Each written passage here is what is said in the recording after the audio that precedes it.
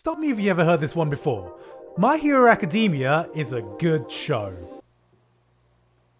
Well, you're the one who won't keep shutting up about it. It's no secret by now that My Hero Academia is a popular show that is loved by a few people. Having just wrapped up one of the biggest and most impactful fights the series has given thus far, one of the few complaints I occasionally see that I actually kind of agree with given how much I like talking about and analysing anime fights, is that when comparing this show's fights to the hype battles seen in similar shows, My Hero Academia fights can actually seem a bit dull. Whoa, before you unsubscribe and smash that dislike button, let me have a chance to explain myself. What I mean by dull is just how one-dimensional and simple the action technically is. You think about some of the best aspects of amazing fights in other shows, and you think of the choreography of Naruto fights, the complexity of Nen battles seen in Hunter x Hunter, the pure spectacle of One Punch Man bouts, the over-the-top ridiculousness of stand fights in JoJo's. They all have their unique selling points on how to make a fight scene dynamic. And God have I broken down different ways to make a fight scene dynamic. I don't have a problem, I just really like anime fights, okay? In contrast with Hero Arca, let's forget about that final beautifully animated moment for a second, okay? If you actually break down a lot of the action, the fights in Hero Arca are far more simplistic and bog standard. You don't think of beautiful choreography, original action direction, or game-changing tactics. The philosophy is go beyond plus ultra, a mantra to go past your limits to emerge victorious, which is dangerously close to the cheap arse pulls we would usually criticize in other shonen titles. Which is why most fights just end with a simple strategy, finding a way to make your quirk power more powerful, or often boiling things down into a single clash. One beautifully animated clash at that, but one clash nonetheless that trumps any moment of the fight itself. Meaning that, for the most part, the action in the fight is just... I said it's dull, okay?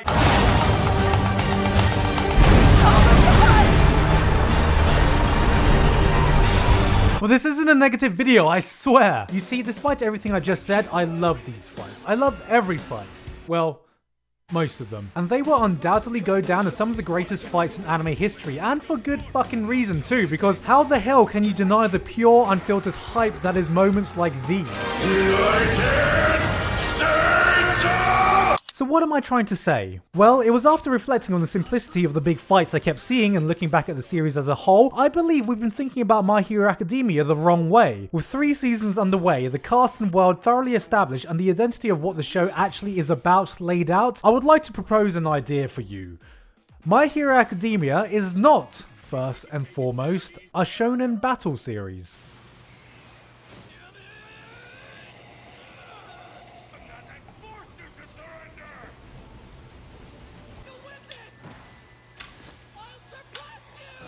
Yeah, I just said that. Instead, My Hero Academia's simple fights are only there to showcase the writing and world building, because these fights are not about the fights. Okay, before you brutalize me with your merciless words, let me try to illustrate my point by taking one of the biggest fights of last year, Deku vs Todoroki. Now, as hype as this fight may have made you feel, you can't deny that if we actually break down the action, it all boils down to us literally cheering at a boy figuring out the best way to break his fingers at some ice. Oh my god, he's breaking his fingers! Can this get any more hype? Oh my god, he's breaking his broken fingers! It's his power-up! Broken fingers times 2! But you know, he's learned full cowling now, so we probably won't see this anymore. Oh my god, he's breaking his whole arm times 1,000,000! This is the hypest shit ever! But as we all know, this is not what made the fight brilliant. It was Todoroki's painful backstory. It was Deku's heroics in convincing him to accept himself through his words and finger-breaking skills, and it was Todoroki finally coming to accept it, all encapsulated into this final, beautifully animated moment. This is a pattern you will see in every fight that has any significant screen time in it.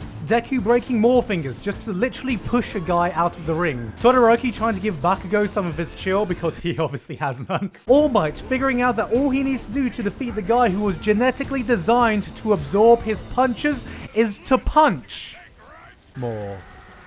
Harder. But let's not forget the Granddaddy, All for One, a villain who can take any quirk he likes, basically given free reign to creatively use different quirks in any combination he can imagine, allowing him to flexibly approach a fight using countless different methods. And what does he do? He activates his ultimate quirk combination.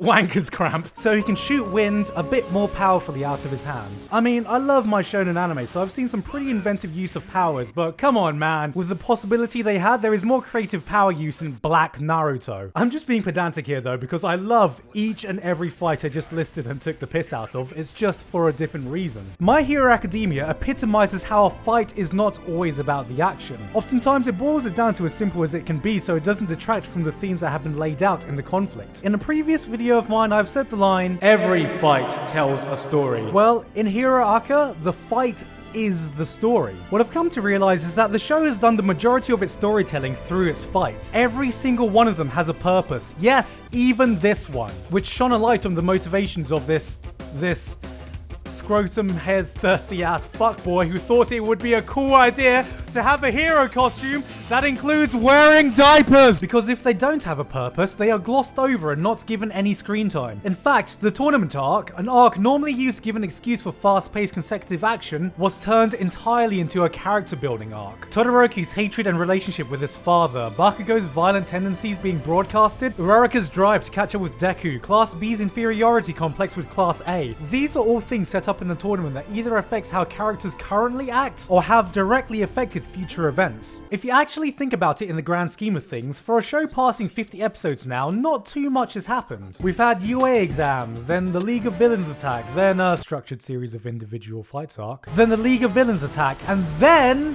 we have UA exams, and then the League of Villains attack!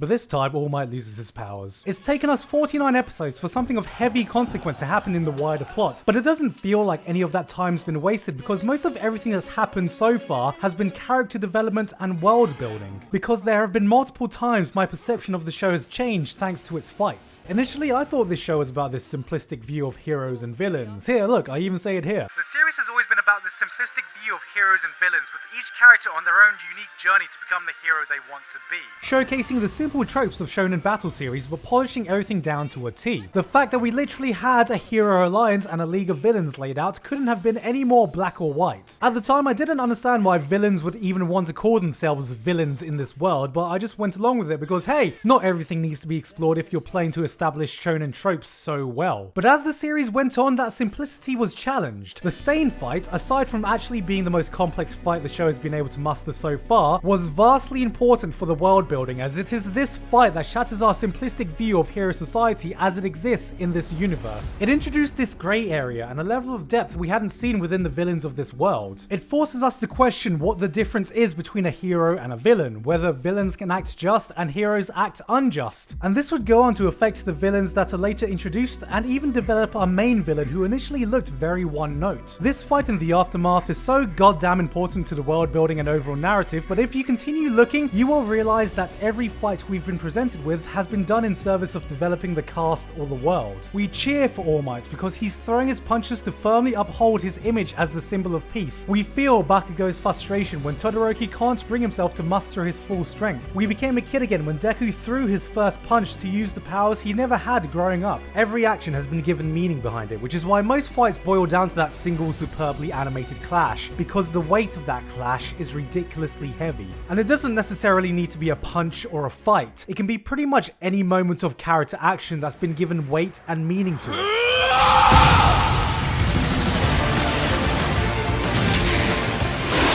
These are not fights.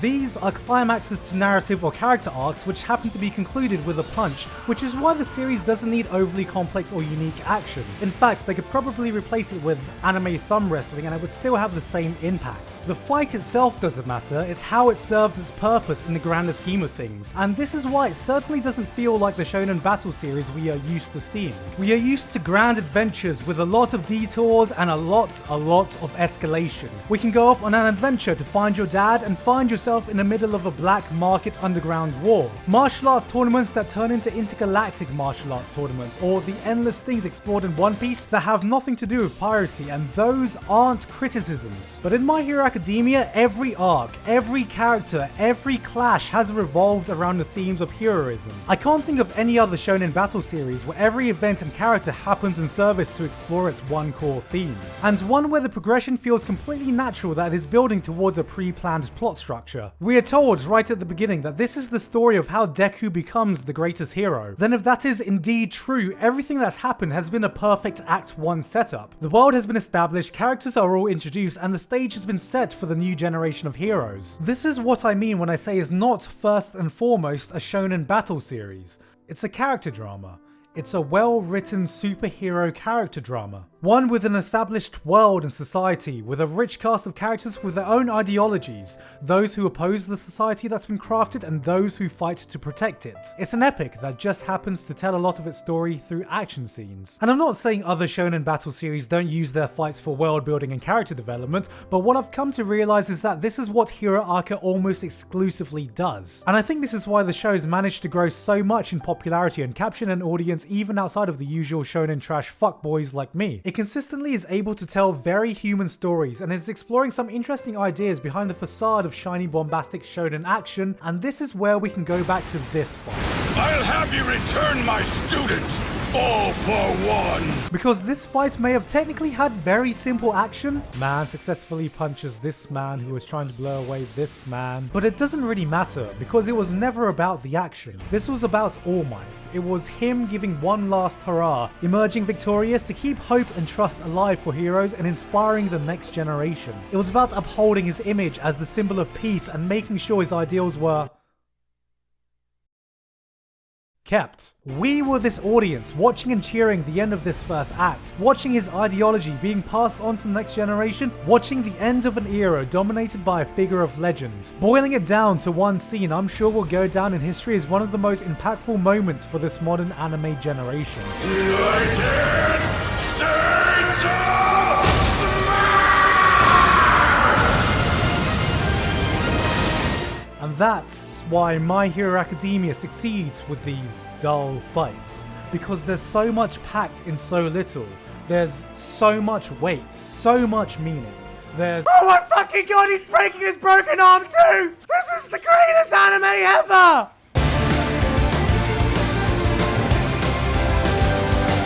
Hey guys, hope you enjoyed the video.